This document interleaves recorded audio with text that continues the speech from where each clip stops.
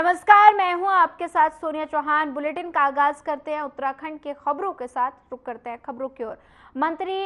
वित्त मंत्री प्रेमचंद अग्रवाल ने राहुल गांधी पर बड़ा हमला बोला। भाजपा प्रदेश मुख्यालय में प्रेस वार्ता को संबोधित करते हुए प्रदेश के कैबिनेट मंत्री प्रेमचंद अग्रवाल ने लोकसभा में नेता प्रतिपक्ष राहुल गांधी पर गंभीर आरोप लगाए और प्रेमचंद ने कहा कि राहुल गांधी ने लोकसभा में जिस प्रकार से व्यवहार किया उससे उन्होंने नेता प्रतिपक्ष की गरिमा को तार-तार किया और साथ ही उन्होंने कहा कि महामहिम राष्ट्रपति के अभिभाषण के बाद राहुल गांधी की भाषा शैली गैर जिम्मेदाराना रही है। और प्रेमचंद अग्रवाल ने यही नहीं रुके, उन्होंने राहुल गांधी पर हिंदुओं का अपमान करने का आरोप भी लगाया। साथ ही उन्होंने कहा कि राहुल गांधी ने एक संवैधानिक पद पर रहते हुए भगवान के चित्रों का, हिंदुओं का और सदन की गरिमा का अपमान किया है।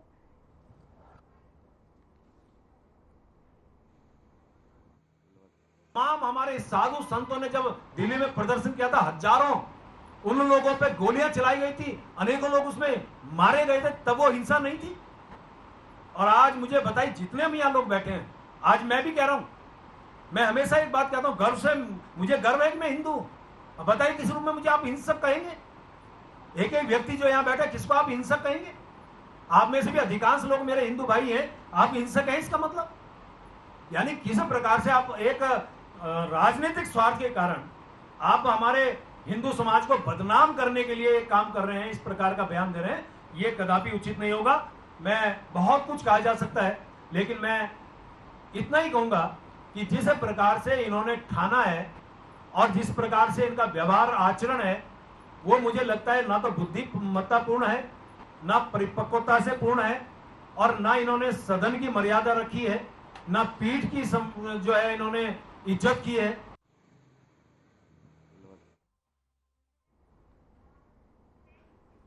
उत्तराखंड प्रदेश में लगातार देखा जाता है कि डॉक्टर पहाड़ चढ़ने से कतराते रहते हैं, लेकिन अब उसका समाधान कहीं ना कहीं होने जा रहा है, क्योंकि स्वास्थ्य मंत्री डॉक्टर धन सिंह रावत ने डॉक्टर के उपलक्ष्य में डॉक्टरों की एक बड़ी सौगात दी है और उत्तराखंड के अंदर एक ऐसा एक्ट लाने जा रही है जिससे डॉक्टरों को कई तरह की सुविधा मिलेगी और उनके चॉइस के अनुसार उनका ट्रांसफर कर दिया जाएगा। और साथ ही उन्होंने कहा कि यदि पहले वर्ष में डॉक्टर को उनके चॉइस का ट्रांसफर नहीं मिल पाया तो पता होना चाहिए कि 3 साल बाद उनको कहां पर ट्रांसफर मिलेगा, और जिससे डॉक्टर का मनोबल भी बढ़ेगा।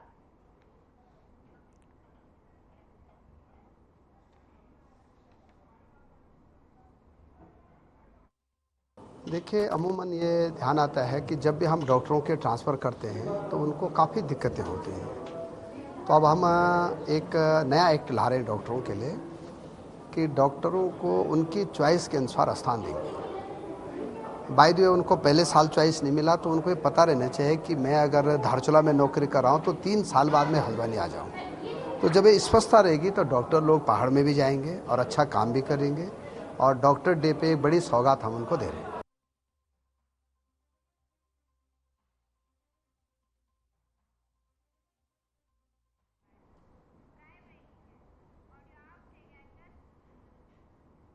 चलिए, इस वक्त आपको बड़ी खबर से रूबरू करवा देते हैं। बड़ी खबर आपको बता रहे हैं, चमोली से फूलों की घाटी में पहुंच रहे पर्यटक पिछले साल के तुलना में बड़ी संख्या।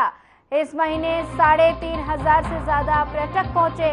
पिछले साल एक महीने में पहुंचे थे 2,000 पर्यटक। वन विभाग के राजस्व में हुई बढ़ोतरी। 1 जून से खुलती है फूलों की घाटी। इस वक्त की बड़ी खबर आपको बता रहे हैं। और इस बार विदेशी पर्यटकों की संख्या पहुंची 31। पिछले साल पहुंचे थे 26 विदेशी पर्यटक और घाटी में 300 से ज्यादा प्रजाति के खिलते हैं फूल।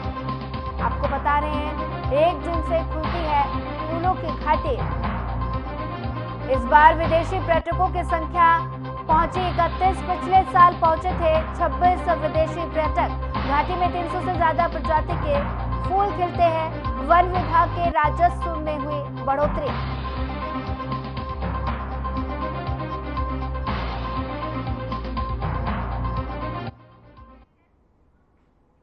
आपदा प्रबंधन उपाध्यक्ष उत्तराखंड सरकार विनय रुहेला देहरादून से जसपुर अपने आवास पर पहुंचे, जहां बीजेपी कार्यकर्ताओं ने गर्मजोशी के साथ उनका स्वागत किया और विनय रुहेला क्षेत्र के जन समस्याओं से रूबरू हुए और जनता की समस्याओं को सुना और संबंधित अधिकारियों से बात कर समस्याओं के समाधान की बात कही। उत्तराखंड सरकार के आपदा प्रबंधन समिति के दर्जा प्राप्त राज्य मंत्री ने बताया कि उन्होंने काशीपुर में अधिकारियों के साथ मीटिंग की, रुद्रपुर में जिलाधिकारी और जिले के अधिकारियों के साथ मीटिंग करेंगे और इससे पूर्व जिले के समस्त बीजेपी कार्यकर्ताओं से मिलकर क्षेत्र की समस्याओं से रूबरू होंगे। 2 जुलाई से 5 जुलाई तक कुमाऊं दौरे के दौरान आपदा प्रबंधन के विभिन्न योजनाओं की समीक्षा करेंगे।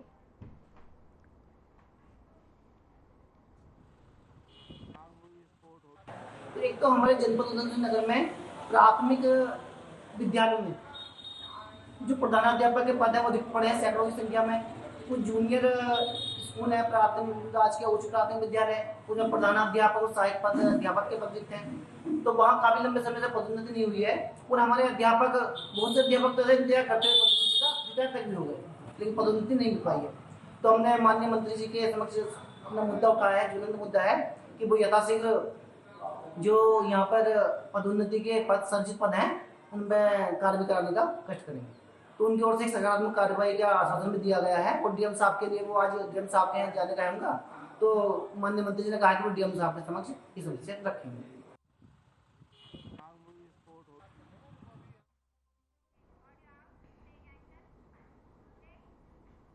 अगली खबर देहरादून से है, जहां पर रोजगार के अध्यक्ष बॉबी पवार ने प्रेस कॉन्फ्रेंस की और साथ ही शिक्षा विभाग के अंतर्गत निदेशक माध्यमिक शिक्षा महावीर सिंह बिष्ट के ऊपर गंभीर आरोप लगाते हुए कहा कि कोर्ट ने 3 से 4 मामलों में बिष्ट को दोषी करार दिया है और इसके बावजूद भी उन्हें अपर निदेशक से निदेशक बनाया और शिक्षा विभाग ने जो टेंडर के मानक जारी किए थे, आउटसोर्स कंपनियां उस पर खरी नहीं उतरती और उसके बाद भी कंपनी को टेंडर दिए गए। और इसके साथ ही बॉबी ने कहा कि कोर्ट ने जब कंपनी को डिस्क्वालीफाइड कर दिया था और उसके बाद भी अधिकारियों ने कोर्ट के निर्णय को बदला और कंपनी को टेंडर अलॉट किए।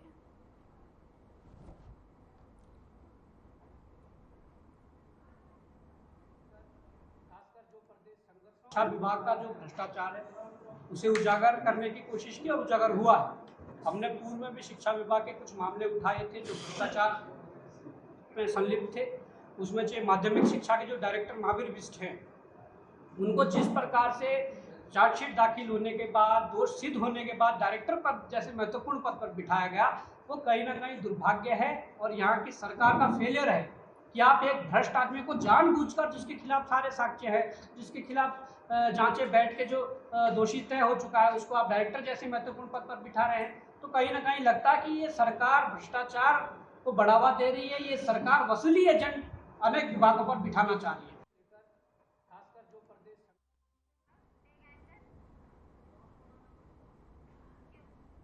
उत्तराखंड राज्य आपदा प्रबंधन सलाहकार समिति के उपाध्यक्ष विनय रुहेला ने बैठक ली है। सचिवालय में मानसून सीजन के दौरान विभाग की तैयारियों को लेकर अधिकारियों के साथ बैठक की गई। वीडियो कॉन्फ्रेंसिंग के दौरान आपदाओं को लेकर सभी व्यवस्थाओं को चाक चौबंद रखने के निर्देश दिए और साथ ही जिलों को डॉक्टरों, दवाइयां, फार्मासिस्टों और साथ ही एम्बुलेंस के पर्याप्त व्यवस्था रखने के भी निर्देश दिए।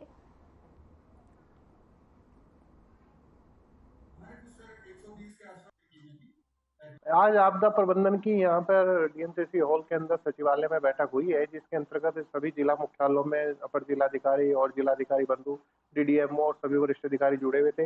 इसी प्रकार आपदा से जुड़े हुए सभी राज्य स्तरीय विभाग और जिला स्तर के विभाग, जैसे स्वास्थ्य है, सिंचाई है, सभी उनके मुख्यालयों से उनके अधिकारी भी इस बैठक में जुड़े हुए थे। शासन स्तर पर इसमें बैठक में गंभीरता को विचार करते हुए जो आपदाग्रस्त क्षेत्र है उनके अंदर नदी नालों की सफाई व्यवस्था और उनको नदियों को चैनल करने की व्यवस्था, पीड़ितों को सहायता तुरंत देने के लिए जो ट्रांसफार्मर, विद्युत पोल, इस प्रकार के जिनसे आपदा बढ़ती है, जो अपना बिजली पानी मोटर होती है, मोटर खराब होने से भी लोगों को पानी व्यवस्था मिलने में दिक्कत हो जाती है।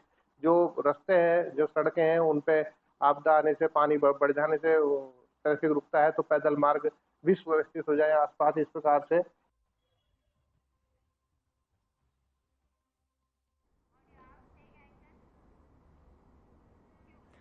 मॉनसूनी सीजन में हर बार की तरह रक्सैया और कलसिया नाला कहर बरपाते हैं। वहीं इस बार प्रशासन ने मौसम विभाग के अलर्ट देखते हुए एहतियात बरतना शुरू कर दिया है। इसी बात को ध्यान में रखते हुए एसडीएम परितोष वर्मा ने पुलिस टीम के साथ रकसिया और कलसिया नाले का निरीक्षण किया और कलसिया नाले के खतरे की जद में आ रहे हैं और 66 परिवारों को प्रशासन ने घर खाली करने का नोटिस जारी किया है। एसडीएम ने सभी लोगों से बात कर उन्हें सुरक्षित और अलर्ट रहने के निर्देश दिए। प्रशासन ने काठ गोदाम नगर पालिका इंटर कॉलेज में इन सभी लोगों के रहने की व्यवस्था की है। एसडीएम परितोष वर्मा ने बताया कि अलर्ट को देखते हुए टीमें तैनात हैं।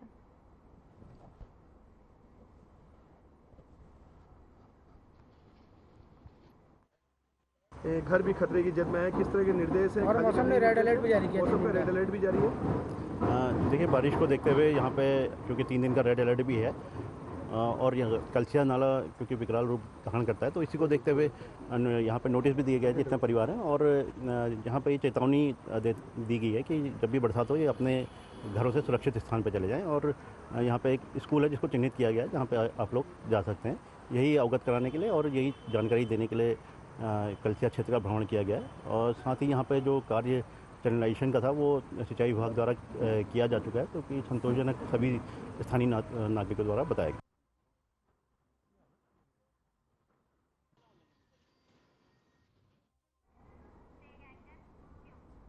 उत्तराखंड में मौसम विभाग ने प्रदेश के अधिकांश हिस्सों में आने वाले 3 से 4 दिनों तक भारी से भारी बारिश का रेड अलर्ट जारी कर दिया है और जिसके चलते लोगों को सतर्क रहने को कहा गया। मौसम विभाग की माने तो 3 से 4 दिनों तक कुमाऊं के अधिकांश हिस्सों में भारी बारिश का रेड अलर्ट जारी किया गया है। हालांकि गढ़वाल में भी अधिकांश हिस्सों में इस दौरान बारिश का ऑरेंज अलर्ट रखा गया और मौसम विभाग के निदेशक विक्रम सिंह ने कहा कि इस दौरान लोगों को खासी हिदायत बरतने की जरूरत है और खासकर नदी नालों के आसपास जाने से बचें ताकि भारी बारिश के चलते जल स्तर से बढ़ने किसी की भी प्रकार की समस्या उत्पन्न ना हो सके और साथ ही आवश्यक आवागमन करने से बचें ताकि जान मान का नुकसान ना हो।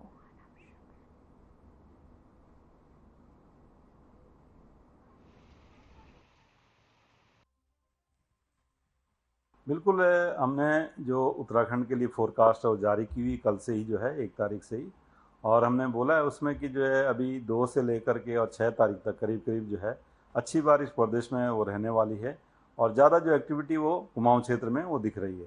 तो उसमें कुमाऊं क्षेत्र के लिए अगर बात करें तो 2, 3, 4 के लिए हमने रेड अलर्ट में उसको रखा है, क्योंकि अभी शुरू में क्या है कि जैसे मानसून फ्लो अब पहुँचा है तो 4-6 दिन अभी कहूँगा कि जब तक थोड़ा जो टेम्परेचर्स इतने हाई थे पहले, और उसकी वजह से क्या होता है कि एटमॉस्फेयर अभी भी काफ़ी एनर्जी उसमें है और अनस्टेबल है, तो जो थंडरस्टॉर्म एक्टिविटी हो रही है उसमें बहुत ज़्यादा तेज़ बारिश जो है थोड़े समय में ही हो जा रही है।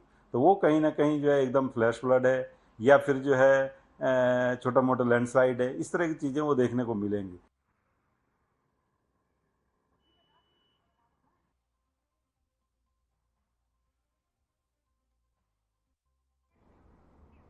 पंतनगर थाना अध्यक्ष का अश्लील ऑडियो वायरल होने का मामला लगातार तूल पकड़ता जा रहा है। कांग्रेस विधायक तिलक राज बेहड़ ने एसएसपी मंजुनाथ टीसी से मुलाकात कर आरोपी थाना अध्यक्ष के खिलाफ कार्रवाई करने की मांग की थी। कांग्रेस विधायक तिलक राज ने पुलिस महानिरीक्षक से फोन पर वार्ता कर नाराजगी जताई थी। कार्रवाई की मांग के बाद एसएसपी उधम सिंह नगर ने आरोपी थाना अध्यक्ष को निलंबित कर दिया था। थाना अध्यक्ष के खिलाफ मुकदमा दर्ज किए जाने की कांग्रेसियों ने लगातार मांग की जा रही है और साथ ही इच्छा के कांग्रेस विधायक तिलक राज बेहड़ के नेतृत्व में कांग्रेसियों द्वारा 3 जुलाई को रुद्रपुर पुलिस मुख्यालय के बाहर जोरदार धरना प्रदर्शन किए जाने की घोषणा की गई। कांग्रेस कमेटी नगर अध्यक्ष भूपेंद्र चौधरी ने बताया कि थाना अध्यक्ष पर मुकदमा दर्ज कर और साथ ही पंतनगर के अन्य मामलों को लेकर 3 जुलाई को जोरदार धरना प्रदर्शन किया जाएगा। जो पंतनगर में एसएचओ राजेंद्र सिंह डांगी ने महिला के साथ फ़ोन पे बात किया था, अश्लील बातें की थी, जो क्लिपिंग आपके मोबाइल पे सोशल मीडिया में चली थी, उसके खिलाफ माननीय विधायक तिलक राज बेहड़ जी ने एसएसपी साहब के यहाँ पे मैसेज दिया था कि इनको सस्पेंड किया जाए और इनके खिलाफ रिपोर्ट लिखी जाए। सस्पेंड तो बहुत भारी दबाव के बीच कर दिए गए, लेकिन उनको अभी उनके खिलाफ रिपोर्ट नहीं लिखी गई। हमारा ये कहना है कि जब रक्षक ही भक्षक बन जाएंगे, आप देखिए उत्तराखंड इतना बढ़िया जगह, टूरिस्ट प्लेस है, इसमें ऐसे ऐसे कारनामे अगर दिखाई देंगे तो क्या विश्वास पुलिस का, क्या विश्वास जनता का, कहाँ ये लोग विश्वास दे पाएंगे। बहन बेटी हर घर में होती है। ये जो इतनी अश्लीलता से बातें की गई हैं, शर्म आती है बताने में भी। आप खुद सुना होगा आपने, हो सकता है इससे भी ज़्यादा क्लिपिंग हो।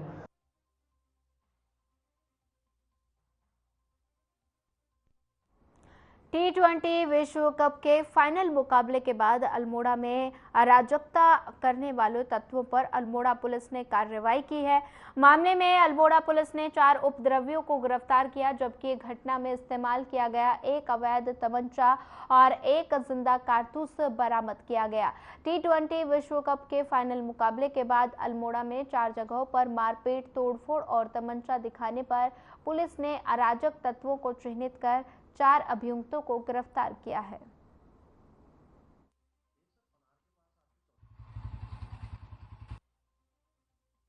देखिए, ये जो परसों रात्रि में जो घटना हुई थी, इसमें 3-4 जगह पर जो कुछ 5-7 अराजक तत्व थे जिन्होंने कुछ लोगों के साथ मारपीट की, गाली गलौज वगैरह की, तो पुलिस ने उसमें तत्काल कार्रवाई करते हुए जो भी पीड़ित थे उनके पक्ष में FIR लिखते हुए और जो ये अराजक तत्व थे उनको सबको गिरफ्तार कर लिया है और उनको उचित धाराओं में उनको जेल भी भेज दिया।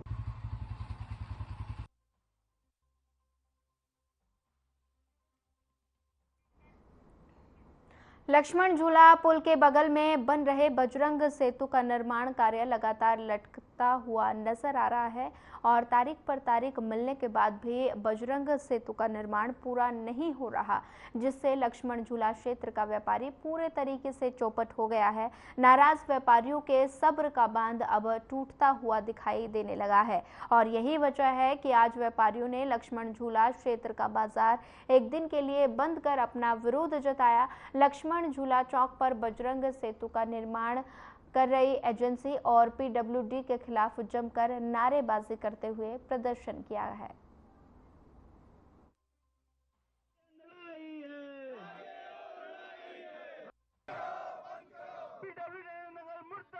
झूला पुल जो बन रहा था नया बजरंग सेतु के नाम से, उसमें कम से कम 1 से 1.5 साल की लेट लतीफ़ी हो गई है, जिससे पूरा व्यापारी वर्ग, होटल एसोसिएशन, समस्त यहाँ की जनता, बच्चे सभी त्रस्त हैं। इस कारण से जनता के बीच बड़ा रोष है। इसके लिए आज व्यापार बंद का हमने आह्वान किया था और समस्त संगठनों ने हमें सहयोग भी दिया और आप देख ही रहे हैं कि कितना बढ़ चढ़ के पब्लिक यहाँ पे रोडों पे आ गई है और ये एक सांकेतिक है। आगे इसको और विरोध रूप में आएगा अगर इसमें कोई ठोस कार्रवाई शासन, प्रशासन और विभाग और कार्यदायी संस्था द्वारा नहीं की गई।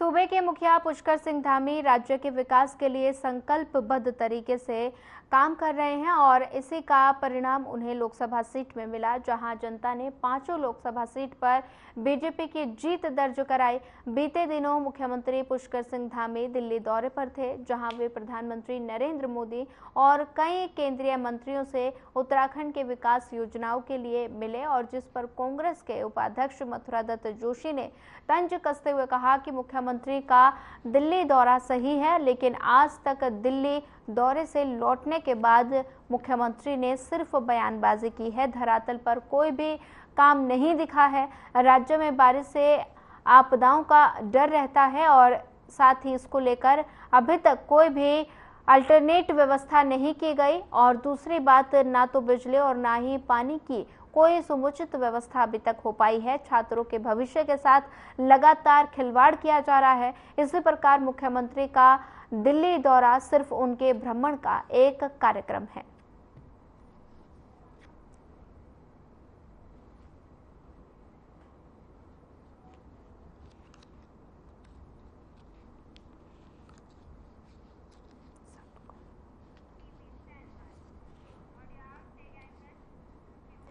देश में 3 नए कानून लागू हो गए हैं, जिसको लेकर कांग्रेस प्रदेश प्रवक्ता शिषपाल सिंह बिष्ट ने कहा कि अच्छी बात है कि आज से 3 नए कानून अपना स्वरूप ले रहे हैं।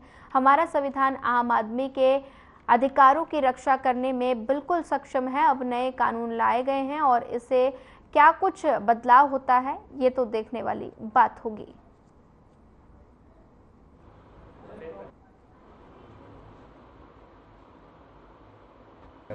देखिए, आज से भारतीय न्याय संहिता में जो है कई नए कानून जो है अपना स्वरूप ले रहे हैं, आज से लागू हो रहे हैं। अच्छी बात है अगर ज़रूरत के हिसाब से समय पे संविधान में बदलाव होता है, लेकिन आप देखिए कि देश का संविधान बहुत मजबूत संविधान है और इसका उदाहरण पूरी दुनिया में दिया जाता है। और हमारा संविधान आम आदमी के अधिकारों की रक्षा करने में पहले से ही सक्षम है। तमाम जो है दंड संहिता उसमें है, जिसमें किसी भी तरीके का क्राइम है उसके लिए पहले से प्रावधान है। अब नए कानून लाए गए हैं, इनका क्या असर रहेगा ये तो आने वाला समय बताएगा।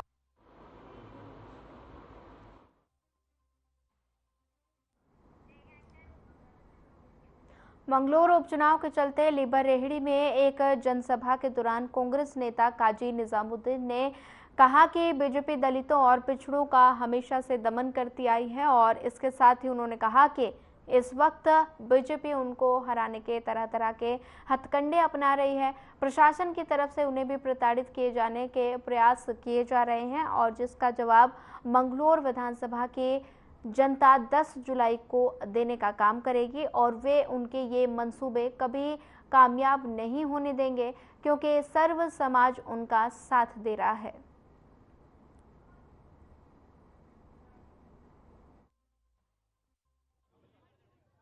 लोग लोकतंत्र को मजबूत करना चाहते हैं और चाहते हैं कि भारतीय जनता पार्टी की सरकार को हराएं और यहाँ विपक्ष को मजबूत करें, कांग्रेस को जिताएं। उनका एक ही नारा है और एक ही बात महाराज जी की बात उनकी है, किसी सूरत काजी हराओ की बात वो करते घूम रहे हैं। आप उनकी बात को सुनिए और समझिए, सिर्फ एक ही भाषण है उन लोगों का, सिवाय आग उगलने के मेरे खिलाफ और कोई दूसरा काम वो लोग नहीं कर रहे हैं। पॉजिटिव सोच नहीं है और जनता इन नेगेटिव सोच वालों को बुरी मात देगी।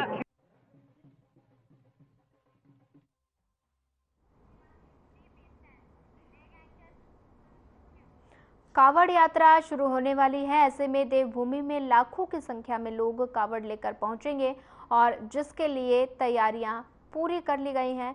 साथ ही अलग अलग राज्यों से आने वाले कावड़ियों के किसी तरह की असुविधा ना हो, इसके लिए बैठकों का दौर लगातार जारी है। कावड़ यात्रा के दौरान हरिद्वार और आसपास के क्षेत्र में भीड़ काफी बढ़ जाती है। वहीं साल दर कावड़ यात्रा में श्रद्धालुओं की संख्या में बढ़ोतरी होते देखी गई है और कावड़ यात्रा के दौरान सबसे बड़ी चुनौती विधि व्यवस्था को पुख्ता रखना। और वहीं उत्तराखंड के कार्यकारी डीजीपी अभिनव कुमार ने कहा कि कावड़ यात्रा शुरू होने से पहले सारी व्यवस्थाएं पूरी कर ली जाएंगी।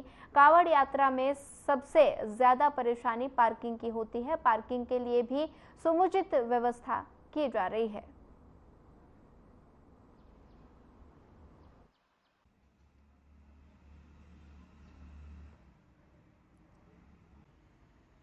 देखिए, डाक कावड़ का भी हम लोगों को निश्चित रूप से एक बहुत बड़ी चुनौती रहती है, क्योंकि डाक कावड़ में एक तो जितनी संख्या में वाहन आते हैं और जिस तरह से जिस उत्साह में शिव भक्त होते हैं, तो उनको व्यवस्थित करना निश्चित रूप से एक चुनौती है। लेकिन जैसा मैंने कहा कि हम लोगों इस वर्ष पार्किंग की सुविधा में थोड़ा सा और ध्यान दे रहे हैं। ड्रोन्स के माध्यम से ट्रैफिक मैनेजमेंट पे भी हम लोग ध्यान देंगे। तो इस प्रकार से कई सारी अलग अलग मतलब इनोवेशंस के साथ हम लोग का प्रयास रहेगा कि 2024 की कावड़ व्यवस्था और बेहतर।